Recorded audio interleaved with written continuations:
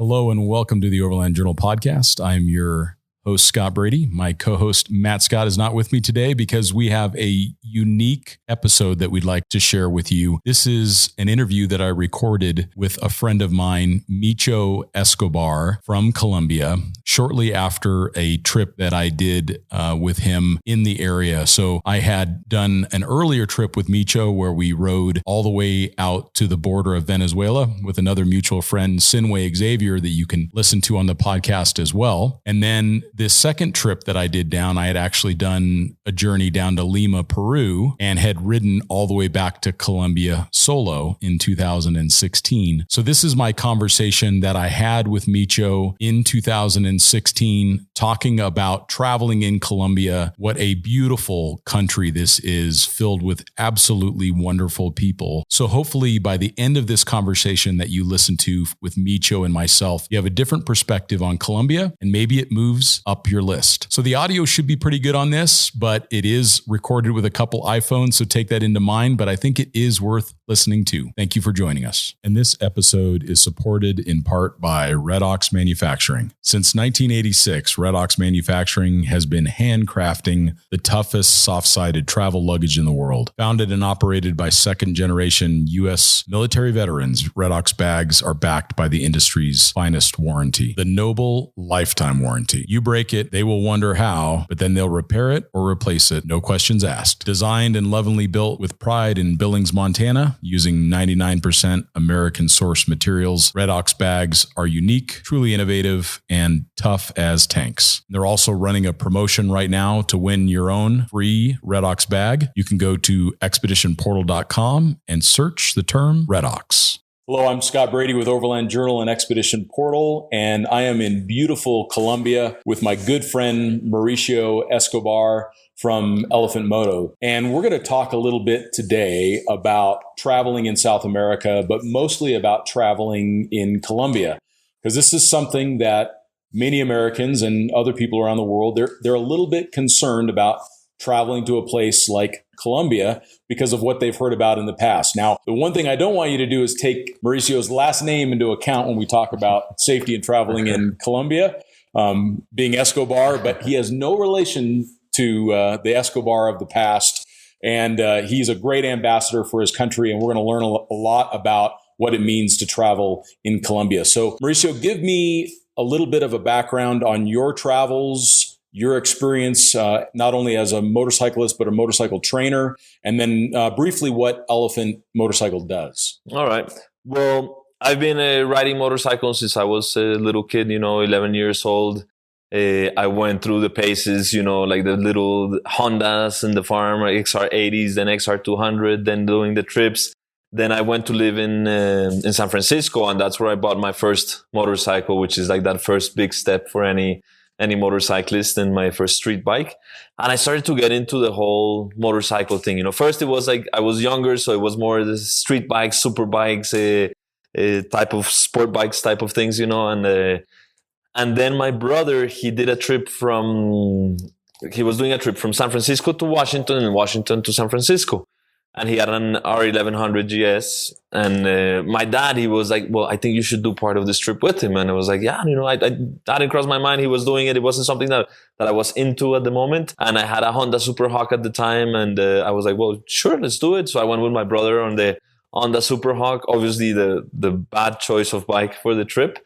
But that was my first long distance trip. It was maybe like 10 days. I did the section from Washington to San Francisco.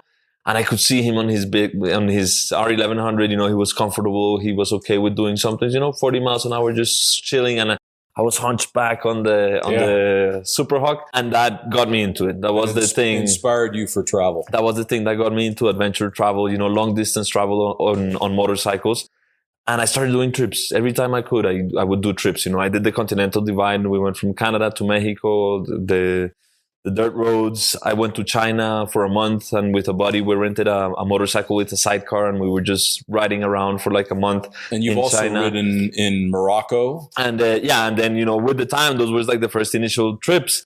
And then I went to Michigan, and that was like another click in the life. I was like, I couldn't ride motorcycle days. The winter was tough.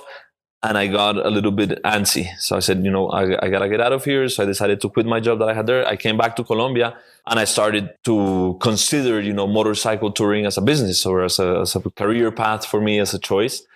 And my first step was to go and do some work with other companies that were doing it at the time. And I did. And I went and worked as a motorcycle guide for a company that was doing tours in South America. And I went, in Argentina, Peru, Bolivia, Chile, Brazil, doing tours during 8 months, learning how it's done, what needs to happen. And then I came back to Colombia and I started a company in Colombia, and that's how Elephant got its start, I'm a certified BMW instructor. I'm a certified BMW tour guide. And what we like to do, Elephant, is more than just, motorcycle tours or rentals. It's experiences for life. Stories to tell for a lifetime. And we provide our customers the opportunity to, one, get to know a country, which is awesome. And two, through the motorcycles, you have these experiences that bring you closer to new people, bring you closer to a country, provide you an experience that you're going to remember for the rest of your life. And I think for me, that's one of the reasons why I really wanted to do this fireside chat with you, is because my experience in Colombia has been amazing. The first trip that we did together that included Sinway Xavier, Overland Journal's creative director, we went all the way out through Los Llanos to a place called Puerto Carreño, and we had a proper adventure. I mean, this was an area of the country that you hadn't even traveled, and we got extremely remote. It was very difficult terrain. It didn't feel like a traditional tour at all. And that was one of the things that impressed me most about Elephant and the way that you conducted the trip, was that I felt like we were all on an adventure together. And it wasn't this highly scripted experience. And that allowed for a lot of that opportunity for adventure. And for me, I think that really captured a lot about what people can see and experience in Colombia. And you've shared with me a couple of the other trips that you do, one up into the peninsula in the north, which is a very remote area. And also you do trips into the coffee region if people are looking for maybe a little bit more of an on-road and mild off-road experience.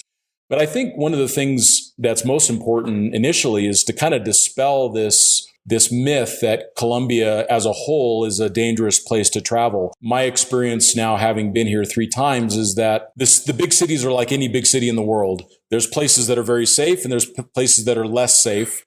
But Colombia doesn't feel any less safe than the other places that I've developed or that I've traveled in Latin America. In fact, I feel for the most part that Bogota, for example, is very safe to walk around in at night.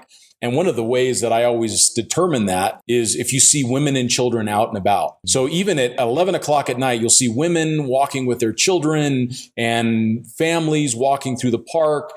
And when you start to see that in an area, you know that generally where you're at is pretty safe. Once you start to see the people go away and the families go away, and you just see the guys in dark shadows, that's when you need to get a little more concerned. But I haven't even felt that at all here in Bogota. And then you and I have also had the opportunity of traveling to these extreme corners of the country as well.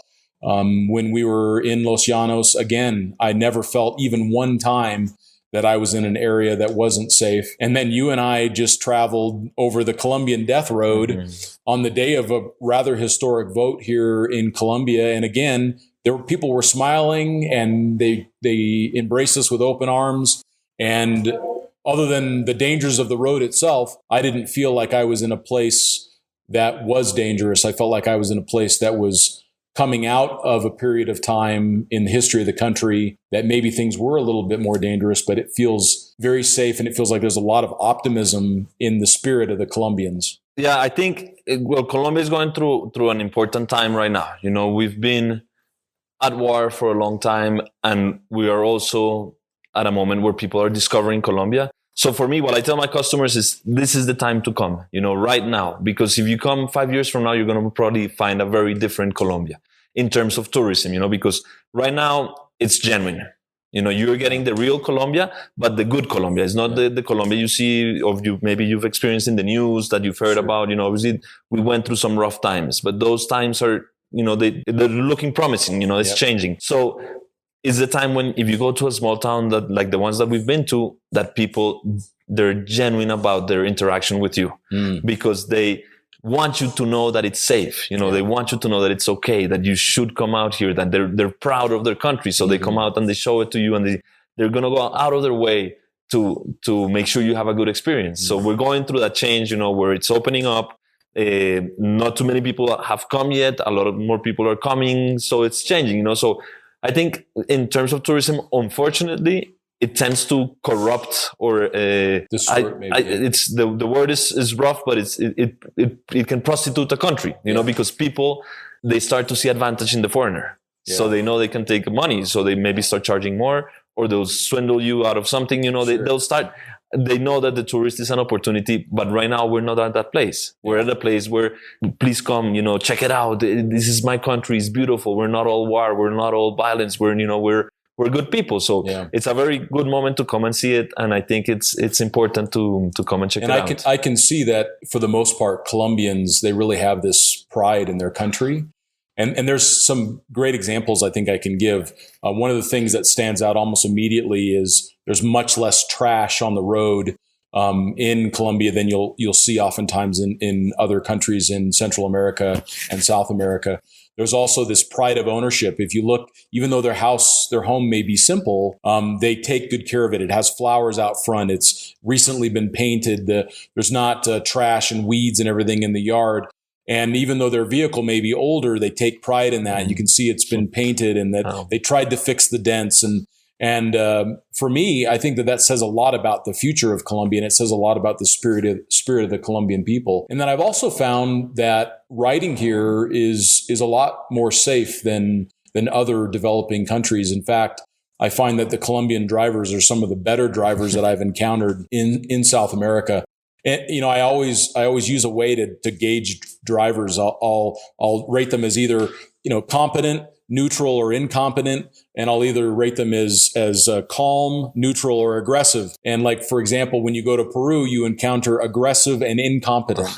Whereas I find that, that in Colombia, they're pretty neutral. They're not overly competent, but they're also not incompetent. They're not overly aggressive, but they're not also calm.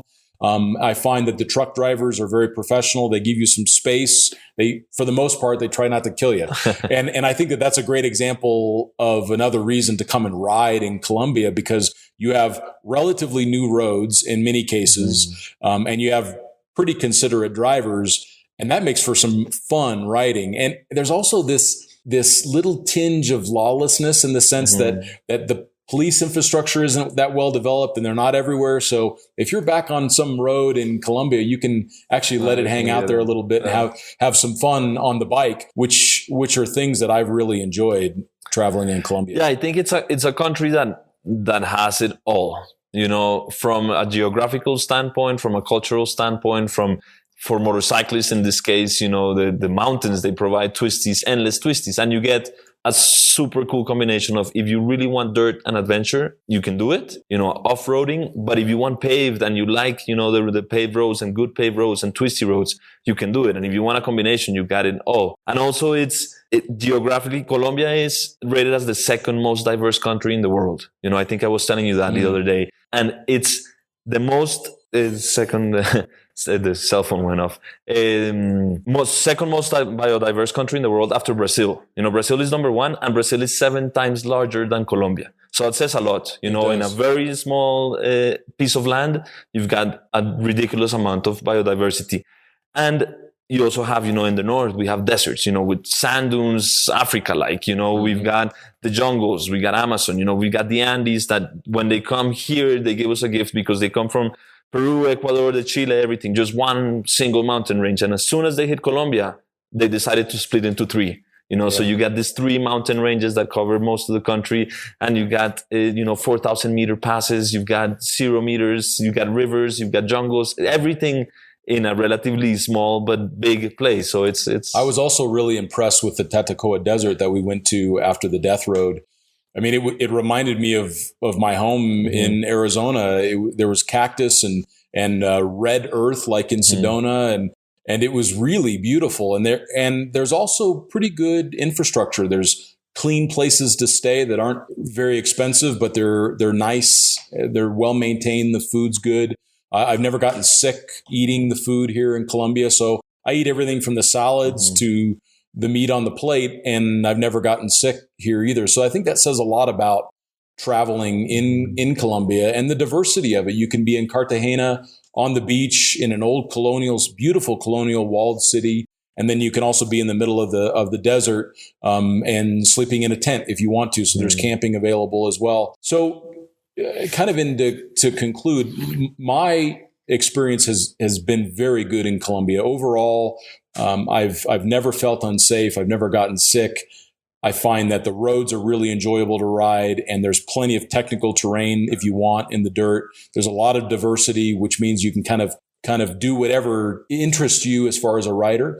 But to give the viewer a little bit of a summary about how they can travel in Colombia, they can basically do a tour with you or some of the other providers in the country. And you seem to offer some of the more remote and adventure-minded tours, but then you also do the traditional on-road and light off-road stuff. And then they can also rent bikes, which I think in many countries is difficult. So they can actually call you up and rent a 1200 GS. Oh. So talk to me a little bit about how that process works. What does this person need to do in order to be able to ride a 1200 in Colombia? Well, it's fairly simple. I think even if it's on a tour, if it's a rental or all that, all you need is, your driver license. It's valid from the country that you come from. They give you up to 3 months. By law, you can drive with your foreign driver license. You can book it with us, and depending on availability, you can go. If you want to rent a motorcycle for a month, you can do it. If you want to do it for 5 days, you can do it. We do mostly the GSs because it's the right kind of bike for Colombia, for the roads in Colombia. If it's a 700, the 800, or the 1200, we can offer that. And so you book it with us. You got to leave a credit card on file in case of damages. The bikes are fully insured, but you're responsible for the deductible in case of total loss or things or like if that. you drop the bike and damage some plastic or whatever. So about how much does it cost a day to rent a 1200 GS? So the 1200 is $160 per day. And then the rates start to lower if you rent it more and more days. So we got a rate from 1 to 5, from 6 to 10, and from 11 onwards in terms of days. And it starts to lower a little bit. So amount. A person that's a little bit more confident traveler, they can call you up and take a 1200 and go off and explore the country on their own or with friends. Or if they want to get a little more remote and be a little more supported, then they can also go on one. Absolutely. We do everything from, fully supported tours, with everything included. We pick you up at the airport and you come, and you don't have to mind yourself with the time that it takes to plan a trip, So we pick you up, we take you on a 12-day tour, 15-day tour, 8-day tour. Or if you want to, like you said, there's those travelers that tours that's not what they want, that's not what they're looking for. They're more on their own. They can rent the bike and go off on an amazing adventure, and we're happy to provide them with routes, hotel recommendations, tell them, listen, if you like this kind of thing, you should go here. If you like that, you should go there. And we also provide those, so if you're going on the rental and you don't know so much about the country, we'll give you as much information as you want so that you have a very rich experience. So, well, that's great, Micho. Thank you so much for the time. So as you can see, Colombia is a beautiful place. It's a safe place to travel. A little bit of research and infrastructure really helps ensure that. We've got brand new 1200 GSs available to rent, it looks like, at several different sources throughout the country. So I would recommend that maybe you consider Colombia as your next adventure destination. And then also, in the spirit of full disclosure, I started off traveling with Micho as a journalist, but Mauricio and I have become good friends. So I consider him to be a great friend. And I'm sharing this information, obviously, because I believe in his business. But I do have that personal friendship with him, which I'm sure does reflect some bias. So make sure that you also research other providers in the country of Colombia. There are other people that rent motorcycles. I just don't have personal experience with them. Get out there and enjoy it.